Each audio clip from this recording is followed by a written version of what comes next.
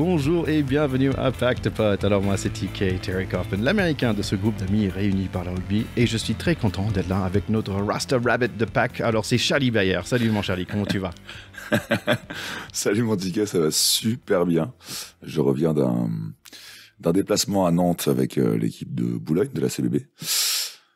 Où j'ai fait mon premier match en une et où on a fini par passer. On a joué dimanche, on est rentré que le lundi matin. Et c'était ma foi très chouette. Même si on a eu un gros score que ceux qui suivent le rugby amateur ont peut-être vu passer. Nantes est très accueillante comme ville, formidable. Même si leur équipe accueille un peu moins bien sur un terrain. Bah, t'étais bien accueilli autre façon, donc ça c'est très bien. Je me demandais en fait si t'es allé chasser des œufs de Pâques ou t'es allé chasser des plaquages. T'as pu faire quelques plaquages dans ce match, t'es content? Alors le match de la baie, oui, j'étais très content. Après en une, c'est on a pris 128 points, donc. Ah ouais. Ouais. J'avais pas compris. J'avais pas vu passer. Donc voilà. Et puis je suis rentré 20 minutes à la fin, donc j'avais le temps de monter sur les ballons d'envoi et de les regarder filer à l'essai. C'était dur, voilà, c'était dur moralement, mais on s'est rattrapé en troisième. Ça fait beaucoup quand même. ça fait énormément. Mais oui, mais parce que sinon j'ai quand même envie de défendre un peu mes copains et moi par la même occasion, mais c'est pas le même monde, hein. On joue contre des mecs qui sont professionnels en fait, et nous on est rugby amateur. C'est vraiment le haut de tableau fédéral 2 contre le bas de tableau fédéral 2, et il y a un monde d'écart, mais clairement. Mais ils sont entraînés par Mirko Bergamasco. Ah ouais. L'ancien international italien, ouais. Et t'as trouvé son numéro pour nous faire un entretien? Non, même pas. J'ai essayé de lui parler, mais il reste pas trop en troisième. C'est vrai, c'est vraiment des sportifs en fait. C'est pas pareil. Okay. C'est pas pareil. Bon, c'est pas le même monde. Bon, au moins t'as pu visiter un peu la France, donc ça c'est la bonne chose. Exactement. Et là, bien sûr, comme chaque fois, on a plein de bons rugby pour cet épisode, donc on y va direct. Mais est-ce que j'ai quand même droit toujours avec ma petite minute américaine? Mais bien sûr. Bien sûr. Je fais le rural, tu fais l'international. T'es trop sympa. Allez, on commence avec MLR, où il y a de Austin Gilgronis et de LL Guitinis. Franchement, c'est les deux noms les plus moches qui sont en tête. Après, il y a une autre division, comme on disait, on aime bien les conférences. Il y a de New England Free Jacks et Rugby Atlanta, c'est les 4 équipes qui sont en tête en ce moment. Et l'agent de ce top 13, en fait, parce qu'il y a 13 équipes dans le MLR. L'agent, c'est plutôt Dallas Jackals qui sont 0 pour 10 matchs. Donc voilà. Mais une autre nouvelle autrement tique, en fait, c'est le début de NBA Playoffs. Je ne suis pas sûr si tu es un peu basket ou pas. Mais en fait, après 82 matchs de saison régulier, et là, il commence les playoffs où il y a beaucoup de matchs de plus. Donc, ça va être super sympa. Je ne suis pas sûr si toi, tu regardes un petit peu le basket de temps en temps?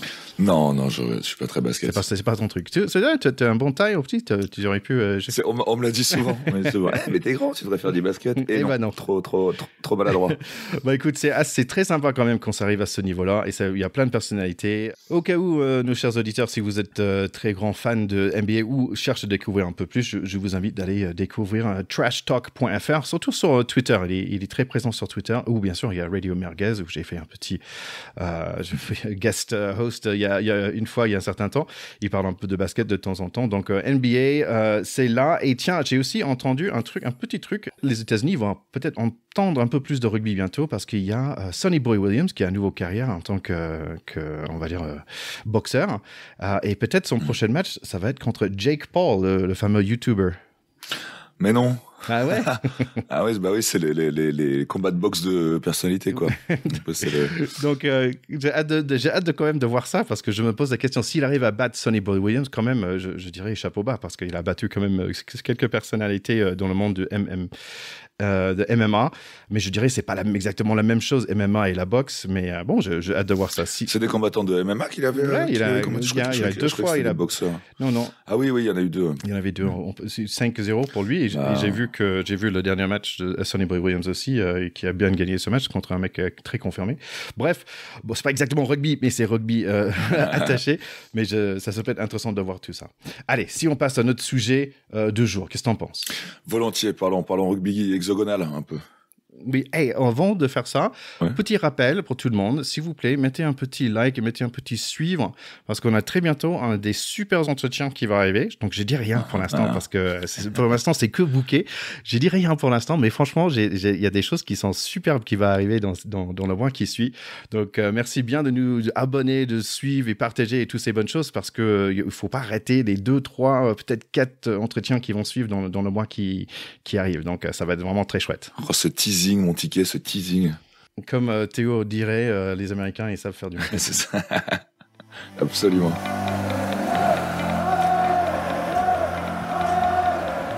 Allez, on va commencer avec cette Six Nations féminine. Pour France contre l'Écosse, qui était en Écosse, il y avait 9 changements pour l'équipe de la France, donc c'est quand même beaucoup, je trouve, presque toute la première ligne. Il y a une nouvelle deuxième ligne qui est arrivée aussi, Ferrer avec le casque rouge. Une nouvelle troisième ligne, NRR, qui était remplaçant la semaine d'avant. Mais il manque toujours mon préféré, c'est Rose Bernardo, c'est le pilier que j'aime beaucoup, mais elle n'est pas encore joué de ce tournoi. Et souvenez-vous, bien sûr, que le dernier match, c'était un match nul, 13-13 en 2020. Donc, il y avait beaucoup de raisons pour gagner ce match-là. Il y a quand même de l'expérience dans cette équipe avec un 9-10 formidable. Il y a Laure Sansou en 9 et Jessie Tremeyer en 10. Elle qui était quand même c'était la meilleure joueuse de décennie dernière. Donc, on a un peu d'expérience sur cette équipe. Des jeunes derrière aussi, avec Jacquet, Lawrence et Boulard derrière. Ce match démarre avec beaucoup de coups de pied au début. Jessie Tremeyer montre son expérience avec un super jeu de pied, mais c'est le jeu de pied de Sansou qui va ouvrir le score avec un joli coup de pied à suivre pour elle-même. Donc c'est 7-0 à 9 minutes. Finalement, les Écossais arrivent à transverser la ligne à 50 mètres et ils entrent dans notre camp à 10 minutes, mais notre défense reste bonne, le touche aussi.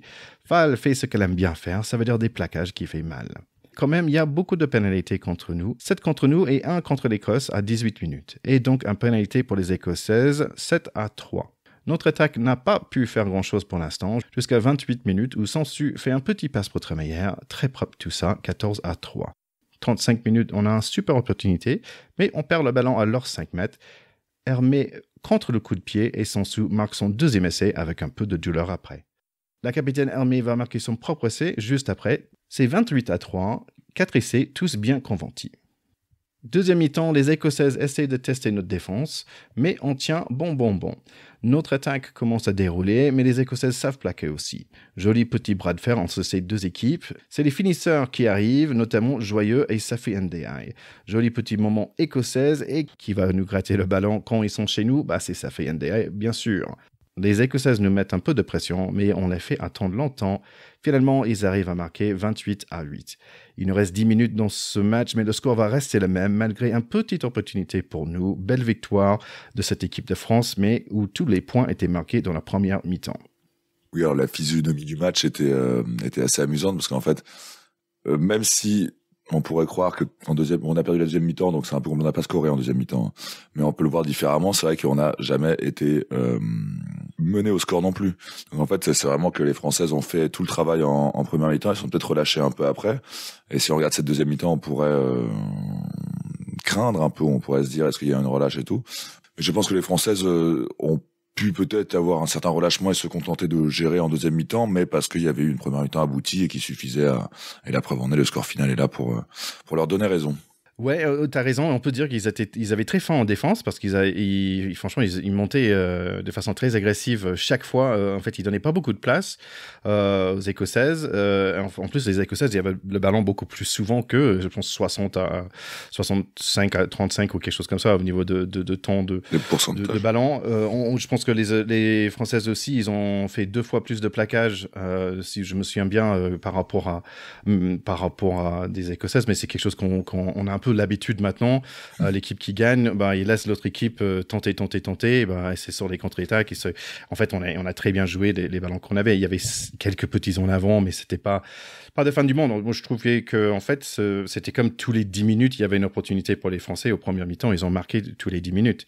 Et en deuxième mi-temps, on avait peut-être 2 opportunités, mais c'est tout. C'est un qui était dans les dernières 10 minutes.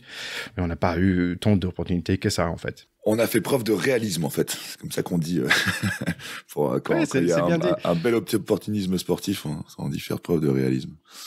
Ouais, c'est vrai que bon, c'était par rapport au match il y a 2 ans, je me souviens, j'étais très déçu par rapport au 13-13 qu'on avait pris. On était disait mais qu'est-ce qui se passe? Et là, on avait carrément le match en main, tout le long.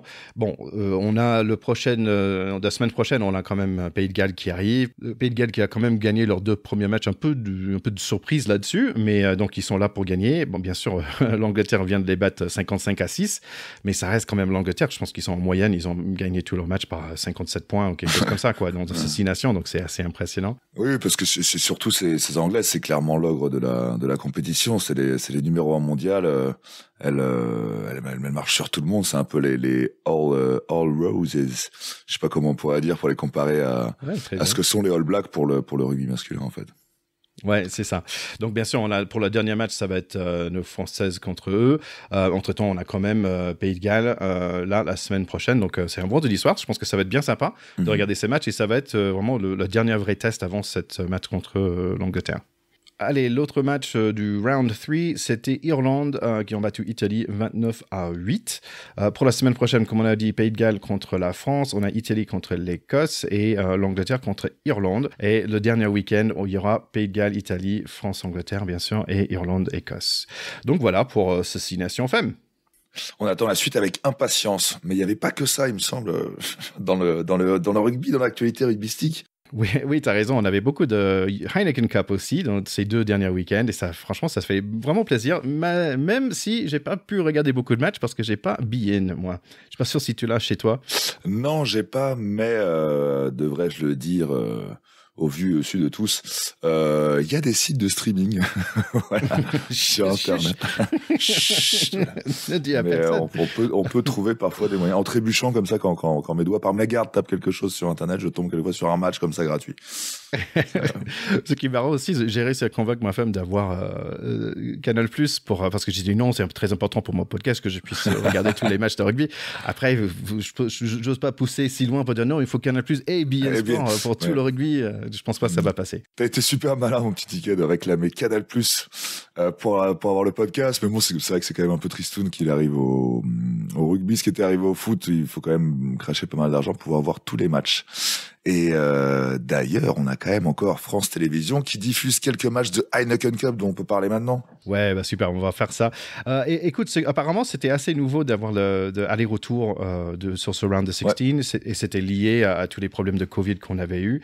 Et en fait, j'ai écouté pas mal d'autres podcasts anglophones et d'autres presses anglophones qui disaient qu'ils aimeraient bien garder ce truc, surtout pour le round of 16, parce que c'est quand même, c'est comme dans les NBA Championships, enfin, finalement, les NBA Playoffs, parce que l'histoire de jouer quelques matchs, ça crée une vraie ambiance et ça donne le temps pour mieux connaître ces équipes et être plus attaché à ces équipes-là. Et c'est vrai, par exemple, pour nous qui ne voient jamais des équipes d'Irlande, d'Angleterre jouer, ça prend du temps pour un peu mettre tout ça dans la tête, en fait. Mais je trouve ça, moi, perso, je trouvais ça bien chouette. Ouais, c'est une bonne idée. C'est calqué sur le foot aussi, un peu en Ligue des Champions qui procède comme ça aussi. Moi, je trouve ça pas mal. Après, en vrai, c'est bien pour la billetterie, pour le vie autour du rugby. Mais moi, ce que j'adore dans les phases finales, quand même, c'est les matchs coup près, quoi. Enfin, ce que j'aime beaucoup dans une phase finale, c'est un match, une chance, marche ou crève. Ça me plaît. Mais c'est sûr qu'on va voir. Oui, on va en voir des matchs comme ça, c'est sûr. Mais et puis comme tu dis, ça fait un petit engouement le match aller-retour. Oui, ça nous fait personnellement, en tant que fan du Stade Français, on n'a pas découvert beaucoup de l'Europe puisqu'on a eu les voisins en aller-retour. Les voisins du Racing, mais... Je propose qu'on démarre avec ça, en fait, avec des matchs franco-français. Ouais, on commence par ce qui est douloureux pour moi. Allez, oui, c'est vrai que c'est un peu douloureux pour toi, mon pauvre Charlie. Premier match, donc c'était Racing Stade Français. Déjà, tu peux être fier de Stade Français d'être dans le Champions Cup parce que, en fait, je me souviens, il y a 1 an et demi, en fait, on pensait pas qu'ils allaient rester dans le top 14, tu vois. Donc ils sont là dans le Champions Cup. Au moins, bon, ils sont éliminés, mais tu dois être un peu fier quand même qui sont là, qui sont présents. Oui, je le suis, mais et encore, c'était un peu, tu sais, sur ces fameuses dynamiques de fin de saison où le Stade Français était arrivé dans le top 6. Vraiment en fin de course sur une bonne dynamique, mais avec pas mal d'inconstance quand même sur la saison. Donc, mais bon, on était très contents en fin de saison de cette petite remontada au classement qui nous permet de voir l'Europe. Mais bon, pas y faire grand chose. Et ce qui était un peu triste, c'est que donc il y avait eu un match de top 14 à la U Arena juste avant cet aller-retour. Donc on a quand même eu en espace d'un mois trois derbies. Ce qui était bien, et on espérait que le fait de revenir à la maison, d'avoir l'Europe comme enjeu, ça pouvait nous remotiver, mais on a c'est un peu dur, ouais. Malheureusement, tout perdu pour le Stade Français. Ouais. Sur le premier match, sur le premier match dans le Heineken Cup, donc perdu 22-9. Sur ce deuxième, en fait, c'était chez le Racing. En fait, le Stade Français est en tête au début, malgré un carton jaune pour leur numéro 14, qui a après pris un carton rouge, parce que 2 cartons jaunes égale un carton rouge. Ils ont vraiment resté collés dans le match et même menés pendant très longtemps, jusqu'à il y a un essai de Teddy Thomas et Winchlass Loré, un mec qui marque quand même beaucoup d'essais pour un numéro 6, je trouve. Il en a marqué plein cette année. Et encore un autre essai de Teddy Thomas qui est magnifique quand il y a un ballon en main. Donc ça finissait 33-22. Et Racing, il passe aux prochaines étapes. Ouais, c'est un peu dur. Alors pour le premier match, j'étais à Jambouin, j'ai croisé nos amis de l'ORC à qui je fais un petit coucou. Je les ai croisés là-bas en fin de match, hein, donc c'était très joyeux. mais pour le match retour, donc match aller pareil, oui pareil. On se prend un carton rouge, donc évidemment très difficile quand on fait preuve d'indiscipline de gérer un match, mais de toute façon le match même sans ça était on n'était pas le Stade Français n'était pas au niveau, clairement. C'est vrai que sur le match retour on a espéré parce qu'il y avait des plus belles choses à montrer, un plus beau visage. Le Stade Français a montré un plus beau visage, mais encore une fois avec l'indiscipline comme ça à ce niveau-là, ça pardonne pas, quoi. On peut pas gagner à 14 contre 15, quoi. Allez, pour l'autre derby français, il y avait Stade Rochelet contre Bordeaux aussi, qu'ils ont joué 3 matchs à la suite. Le premier a été gagné par Stade Rochelet assez facilement, 31-13. J'ai pu regarder le deuxième, c'était un match assez égal, avant qu'il y avait plaquage haut et sans ballon, donc rouge direct pour un Bordelais, pour le numéro 8 Bordelais. Donc que ça change beaucoup le match, bien sûr, mais il faut pas plaquer des gens sans le ballon, et plaquer haut, c'est peut-être une mauvaise idée aussi. Le 9 Ouest était vraiment très en jambes, côté La Rochelle. Adrit aussi, dont il a fait un grand travail sur un essai aussi. Donc La Rochelle était vraiment jamais en danger, mais pas vraiment excellent ce jour-là non plus, j'ai trouvé. Mais quand même, il passe assez facilement contre Bordeaux pour aller sur la prochaine étape. Donc rapidement sur Leinster et Connacht. Donc en fait c'est Leinster qui a gagné le premier 26-21 et la deuxième très largement 56-20. Donc Leinster quand même, comme on l'avait dit avant, un peu une équipe très Irish quand même. Dans d'autres matchs, il y avait d'autres Français. Si on continue dans cette zone-là, on avait Clermont contre Leicester Tigers, les Tigers de Leicester. J'avais vu le deuxième match, ils étaient vraiment jamais dans le match, je trouvais. Ils avaient beaucoup essayé de courir avec le ballon en main, beaucoup de ballons tombés par terre. Leicester qui était très tranquille. Et en fait, il y avait leur wizard, the wizard Harry Potter, qui était élu l'homme de match. C'était un match 15-3 à 57 minutes, et c'est là où Raka, il a marqué quand même un essai. Mais franchement, je trouvais qu'ils avaient une défense tranquille, Leicester, les Tigers. Il me semble qu'il y avait 2 fois plus de plaquages que les Clermontois, comme on a dit avant. 61 minutes, il y avait plein de cartons jaunes, et il me semble 2 côté Clermont, 1 carton rouge côté Leicester. Donc 14-13 pendant les dernières minutes de ce match. Super essai de Ben Youngs qui va à Potter, qui va très loin, et c'est marqué par le numéro 15 les Roses de l'Angleterre, donc le grand Stewart. Finalement, Fritz Lee a marqué un petit essai aussi, mais ce match est gagné largement par les Leicester Tigers. Oui, mon ticket quand même un peu triste pour nos amis de Clermont qui se sont fait éliminer. On la reconnaît plus trop, cette équipe en Europe. On a beaucoup espéré pour elle. C'est quand même une équipe qui dans les années 2010 est arrivée 3 fois en finale d'Europe, qui était crainte. Il me semble que c'était en 2010 où il y avait ce long record d'invincibilité à Michelin, où même les équipes européennes venaient se casser les dents. Bon voilà, là dans ce tournoi-là, dans cette saison-là de Coupe d'Europe, on les reconnaît plus trop, même les joueurs qui composent l'équipe, je t'avoue qu'on les reconnaît plus trop. Et voilà, triste parce que fut un temps quand même où entre Toulouse, Toulon et Clermont, on avait quand même des clubs français qui faisaient bien trembler sur sur l'échiquier européen. Et voilà, cette année, Clermont n'en sera pas. Oui, c'est vrai, comme tu dis, il y avait beaucoup de joueurs que je ne connaissais pas. Je pense qu'ils ont quand même pas mal de blessés avec le numéro 15 japonais qui n'était pas là. Pono aussi qui s'est blessé. Ça fait 2 lourds qui sont pas là, donc c'est dommage pour eux. Et en plus, Leicester, c'est quand même pas le favori. Ce que j'entends, j'ai entendu que c'est plutôt Leinster qui est le favori. Le prochain match, ça va être entre ces deux-là, en fait. C'est Leicester et Leinster. Et donc, d'un syllabe de près, ça joue, ça va bien jouer tout ça, je pense. On continue un peu anglo-saxon. Il y avait Sale Sharks contre Bristol Bears.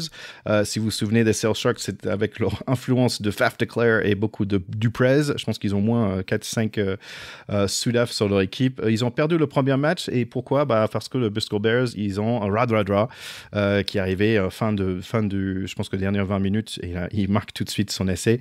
Donc ça, c'était le premier match 10-9 qui a été gagné par le Bristol Bears. Deuxième match, un truc de fou en fait. Comme ce premier match n'était pas super intéressant, le deuxième était vraiment intéressant. En fait, c'était 10-3 assez vite pour celle qui gagnait, mais ils avaient aussi gagné un carton rouge. Donc, ils ont réussi à marquer un essai à 40 minutes aussi et un autre juste après le débarrage de deuxième mi-temps. Donc, d'un coup, ils sont à 24-3 Sale avec un mec de moins. Donc, ils allaient passer. Ils décident quand même de donner un peu de chance à Bristol. Donc, un autre plaquage, un carton jaune. Et donc, Sale est 13 contre 15. Donc, très vite, il y a des essais pour Bristol. Vers la fin de ce match, Sale mène par 3 petits points, donc par 2 points en total. Encore un autre carton jaune, mais cette fois c'est pour Bristol. Donc ça finit 35-29 pour Sale qui passe dans le quart de finale. Et oui, mon ticket, ils valident leur ticket en quart de finale, comme le Munster aussi. Oui, exactement. Écoute, sur ce match-là, j'ai pas grand-chose, sauf que les Exeter Chiefs, ils ont un maillot d'un couleur. Il me manque les mots, en fait. Je dirais...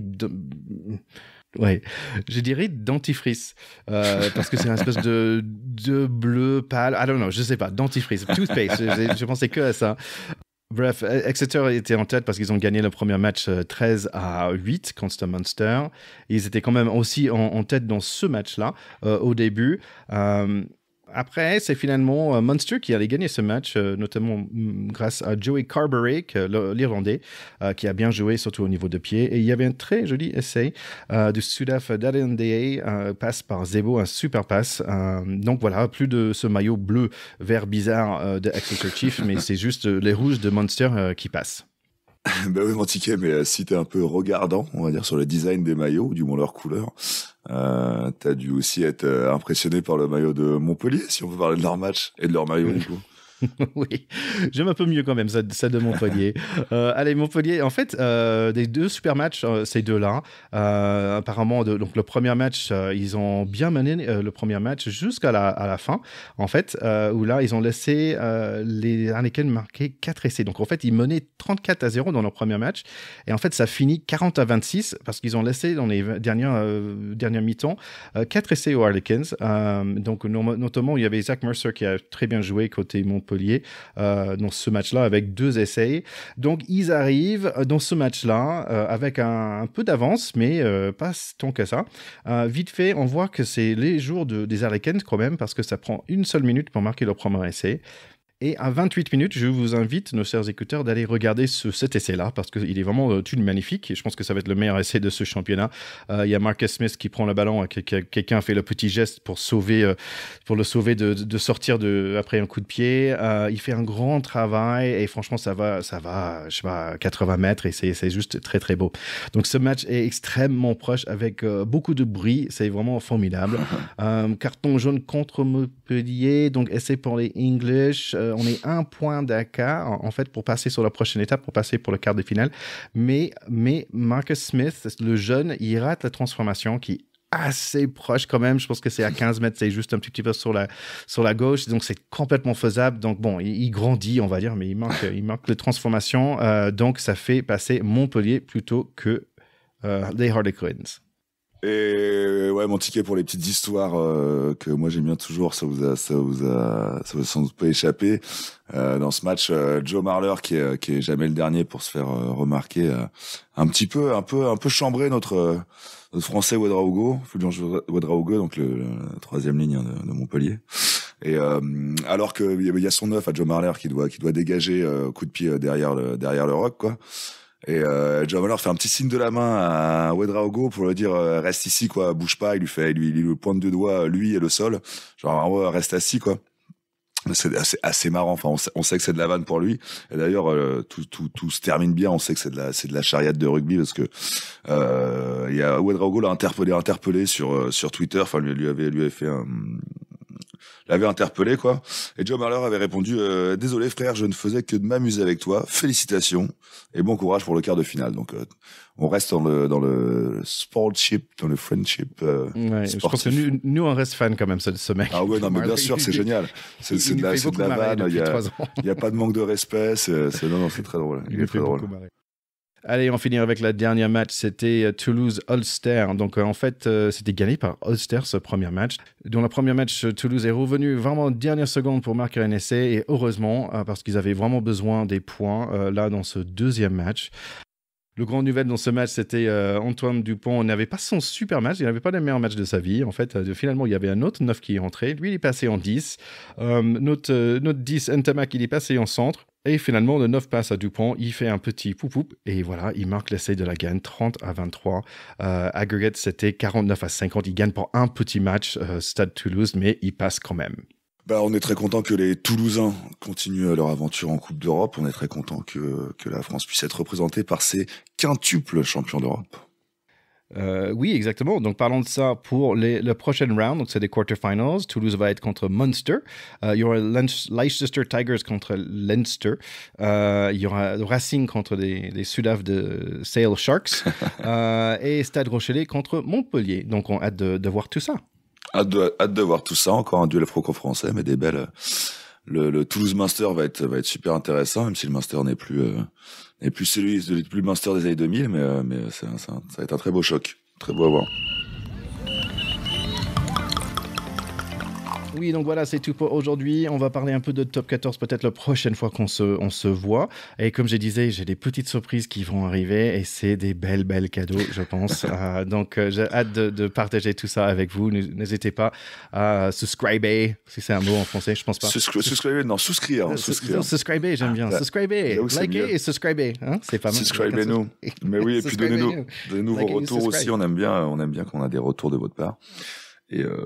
Et moi, j'ai hâte de connaître les surprises de tickets, mais on a hâte d'être là la semaine prochaine. Et pour tout ce rugby européen et féminin du tournoi, et ça va être, on aura plein de choses à se raconter.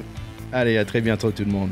Au revoir à tout le monde, salut les auditeurs, salut mon ticket. Moi, je vais enfin dormir et me reposer de mon retour de Nantes. Bisous tout le monde. Ciao.